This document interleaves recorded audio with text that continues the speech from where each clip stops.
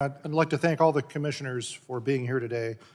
Doing all of our jobs in regulating the telecommunications industry requires a partnership between the administration as represented by the FCC and Congress. Your presence here today is furthering that relationship, and we deeply appreciate it. Chair Rosenworcel,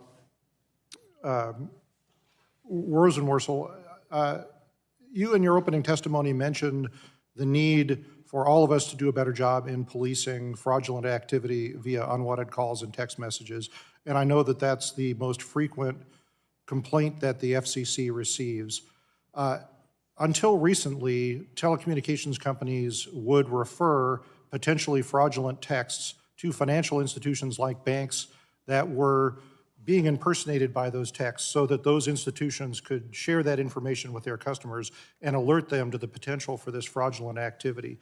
However, the Telecommunication Privacy Protection Act of 1991 puts some restrictions on the telecom's ability to share that information. Notably, there is an exception for sharing potentially fraudulent information or potentially unlawful activity. However, recently, some of the telecommunications companies have ceased the sharing of that information because of a concern that doing so would put them in violation of that act. Do you believe that telecoms have the ability to share this information in cases when the consumer has clearly identified a text as being fraudulent?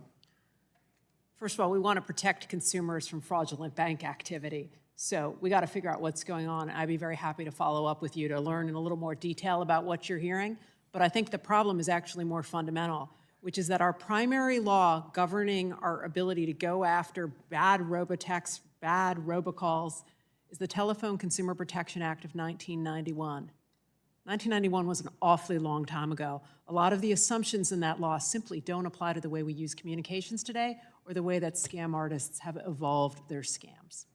Yes, I think we're all in furious agreement on that issue. However, if there is some ambiguity in that act that is causing carriers to have angst about sharing that information, I think we're all on the same team here, and I'm hoping that you can commit to providing some regulatory clarity there, because let's follow up, because I do not believe we have a petition or action before us right now raising the issues you describe, and let's figure out how we can solve them. Yeah, well, I know that we have heard about cases where telecoms are not sharing that information with financial institutions out of a fear of regulatory action or penalties under that act, and I hope we can all agree that that shouldn't be the case.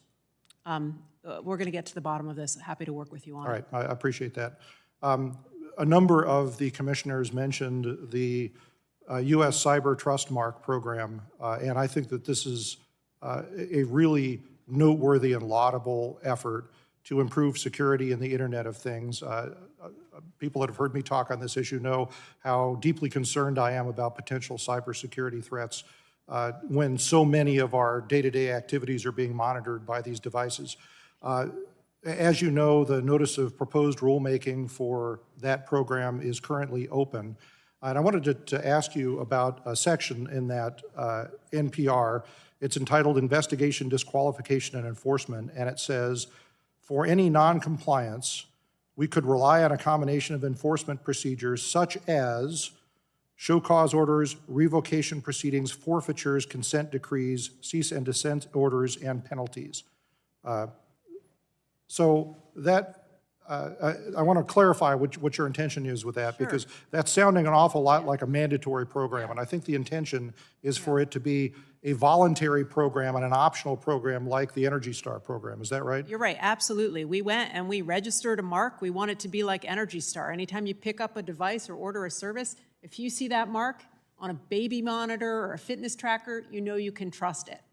Now, what we're trying to figure out is, even as we create a voluntary program and incentives to participate, what it means if someone chooses to participate, use that mark, but then fraudulently doesn't abide by those policies. Okay. I think we threw out there a bunch of different proposals only because we want to make sure that there are consequences for you being a bad actor. Right. Okay. Well, I think we could agree on that. I just want to make sure that that does not become a de facto FCC stamp of approval necessary for market entrance. Oh, absolutely not. What we're trying to do is say, if you're a bad actor and you fraudulently put that on your device or your service, we want to make sure you have some consequences. All right. Well, thank you. I was going to ask you about your notice of inquiry about artificial intelligence, but I'm out of time, so we'll submit that for the record. But thank you again for your testimony. I yield back, Mr. Chairman.